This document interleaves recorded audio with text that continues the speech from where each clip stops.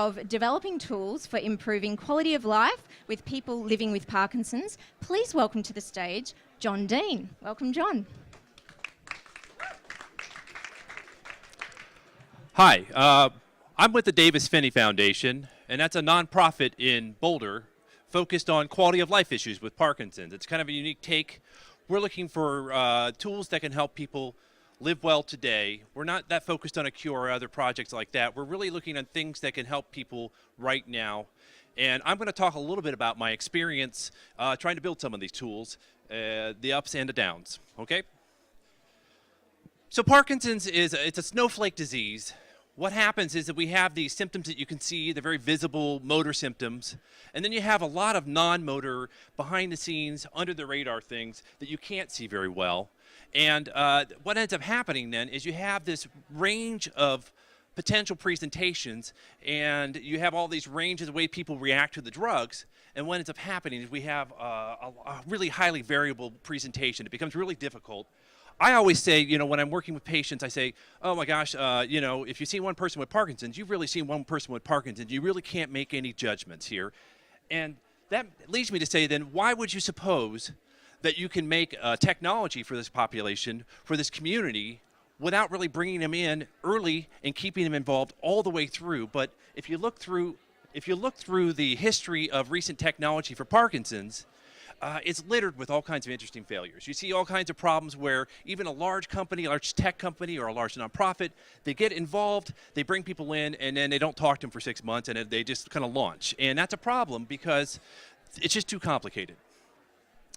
So unfortunately, by the time I came back from MEDAX, I had joined the foundation, I was on a project that was in place, and we started working on it, and I said, oh my gosh, I've been doing everything wrong. You know, the MEDAX experience really showed me that there's a lot of things you could be doing that we were just not taking care of. And so we got involved quickly. First thing I did is we'll kind of cite all the things I wanted to fix. But as Winston Churchill will tell us, Americans like to do the right thing, but only after they've exhausted all the other possibilities. And that's kind of what we did.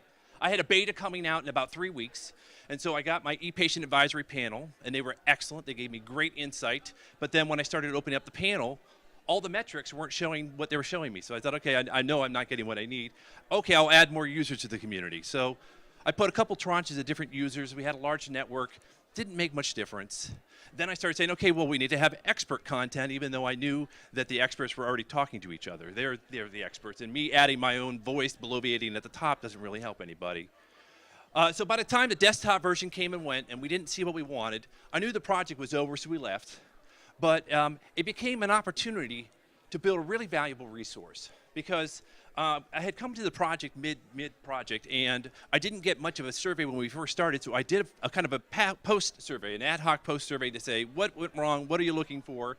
And I got tons of answers. We had about 1,300 people came to us. But the most important thing I did was I had a question at the bottom saying, who wants to have a conversation with me? Because I don't want to start the way we did last time. I want to start at the beginning.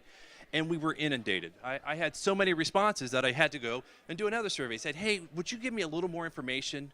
Because I can't talk to all 500 of you at once. Maybe you can give me some information.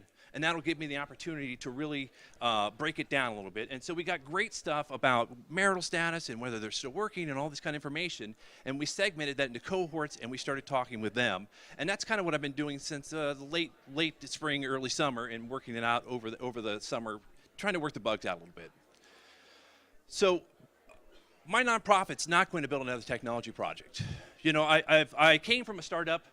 I came from a startup that was making apps for Parkinson's, and that was great. But I know that nonprofits aren't startups; they're too risk averse. But we do have a great community, and we have a lot of people we can reach out to. And we think that our role is not going to be to make technologies, but to make them better by bringing our community to bear, to help the people who are making technologies all along the way to have a process that really helps them develop it correctly, rather than doing kind of a one-time meeting and then throwing things over the fence and seeing what happens.